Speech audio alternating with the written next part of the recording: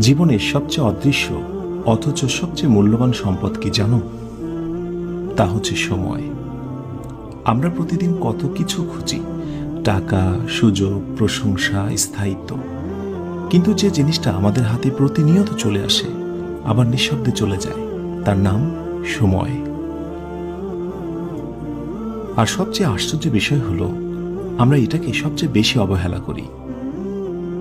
সময় কোনো শব্দ করে না, সে ঘড়ির কাঁটার মতো নীরব আর ধারাবাহিক। তাকে কখনো দেখা যায় না, ছোঁয়া যায় না, কিন্তু সে আমাদের জীবন গড়ে তোলে, আবার গুড়িয়ে দিতেও দ্বিধা করে না। আল্লাহ আমাদের প্রত্যেককেই দিনে 24 ঘন্টা দিয়েছেন। ধনীকে, গরিবকে, সফলকে, ব্যর্থকে, সবাইকে সমানভাবে। কিন্তু যারা এই সময়কে বোঝে, তাকে মূল্য দেয়, কাজে লাগায়, একমাত্র তারাই এগিয়ে যায়। এই সময়েই তখন তার জন্য নিয়ামত হয়ে দাঁড়ায়, আর অন্যদের জন্য হয়ে যায় আফসোসের কারণ। আচ্ছা, সময় কেন এত গুরুত্বপূর্ণ?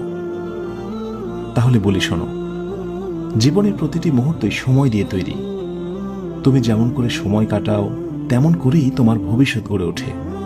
তোমার জ্ঞান, দক্ষতা, সম্পর্ক, রিজিক, এমনকি তোমার ইবাদত, সবকিছুই সময়ের ব্যবস্থাপনার উপর নির্ভর করে। কেউ কেউ ভাবে সময় তো আছে, পরে করব। এই পরে একদিন কখনোই আসবে না, আসেও না।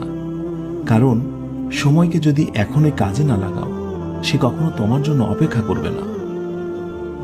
সময় প্রকৃতপক্ষে আল্লাহর পক্ষ থেকে দেওয়া এক অমূল্য নিয়ামত। রাসূল করিম সাল্লাল্লাহু আলাইহি সাল্লাম বলেছেন, দুইটি নিয়ামতের ব্যাপারে অনেক মানুষ ক্ষতিগ্রস্ত। এক, সুস্থতা, আর দুই, ফাঁকা সময় বা অবসর সময়।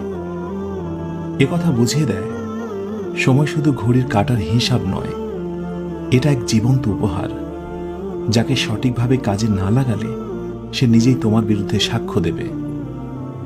তাহলে আসি এবার কিভাবে সময়কে কাজে লাগানো যায়। প্রতিদিন পরিকল্পনা করো। অহেতুক ফোন স্ক্রলিং, আলস্য বা বিলম্ব থেকে নিজেকে বাঁচাও। জরুরি এবং গুরুত্বপূর্ণ কাজকে আগে করো, আর ছোট বা খারাপ অভ্যাসগুলোকে বাদ দেওয়ার চেষ্টা করো। নিজেকে জিজ্ঞেস করো, আজকে সময় দিয়ে আমি কি গড়লাম? সময় মতো 24 ঘন্টা পেয়েও আমি কি আলাদা হতে পারলাম? ইনশাআল্লাহ এই কথাগুলো যদি মনে প্রাণে হৃদয় দিয়ে অনুধাবন করো, তাহলে প্রকৃতপক্ষে সময় সৎ ব্যবহার করা সম্ভব।